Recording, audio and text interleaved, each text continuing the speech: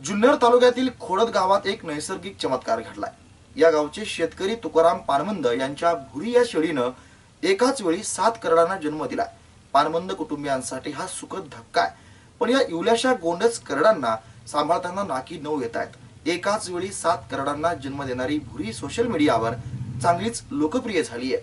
तिला पाहण्यासाठी खोडद येथे गर्दी होतीये। जागतिक दुर्बीण प्रकल्पामुळे आकाशवेड्यांची पंढरी अशी ओळख असलेल्या विज्ञान पंढरीत निसर्गाचा एक चमत्कार घडलाय। पुणे जिल्ह्यातील खोदड गावात तुकाराम विठोबा पानमंद या शेतकऱ्याच्या भुरी नावाच्या गावठी शेळीने तब्बल 7 पिलांना म्हणजेच करडांना जन्म दिला आहे। गावठी शेळी एका वेळेस 2 किंवा 4 पिलांना जन्म देते, मात्र या शेळीने 7 पिलांना जन्म दिलाय। यापूर्वी या शेळीने 2 किंवा 3 पिलांना जन्म दिला होता, मात्र यावेळेसही तेवढीच पिले जन्माला येतील असा विश्वास होता। 7 पिलांना जन्म देऊन पानमंद कुटुंबियांना सुखद आश्चर्याचा धक्का या शेळीने दिलाय। 8 वर्षापूर्वी मी आणलेली पाट होती बारीक 5 दिवसाची, तेव्हापासून तिला पहिल्यांदा 2 झाली, नंतर 4 झाली, नंतर 3 वेळा 3 झाली, आता हे 7 झाली। तिचं नाव आम्ही भुरी आहे, ती भुरकट आहे म्हणून तिचं नाव भुरी। आणि काळजी अशी खास नाही, म्हणजे आपलं जे असेल ते त्यांना खायला घालायचं आणि टायमाच्या टायमाला पाणी खाणं व्यवस्थितशीर टायमाच्या टायमाला करतो आम्ही तिचं।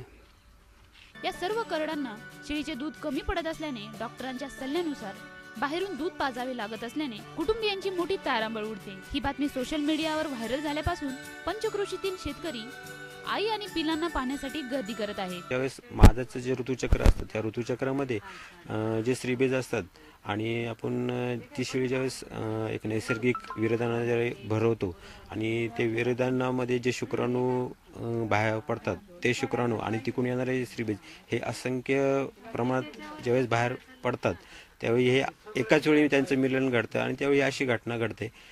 त्याच्यामुळे हे एक कुतूहलाचीच गोष्ट झालेली आहे सर्वांसाठी, कारण 7 बकर एका शेळीला 7 बकर आणि इथून मागचा अनुभव असा आहे का एका शेळीला फार फार तर 2 ते 3 फार फार 4।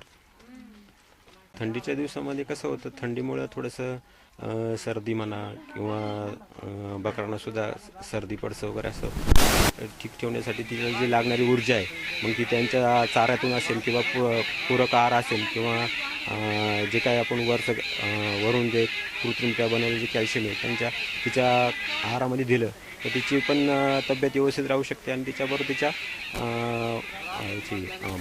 बकरांची सुद्धा तब्येत व्यवस्थित राहू शकते। प्रतिनिधी आसमा इनामदार, ब्युरो रिपोर्ट, जीवन न्यूज, महानगराची लाईफलाईन, जुन्नर।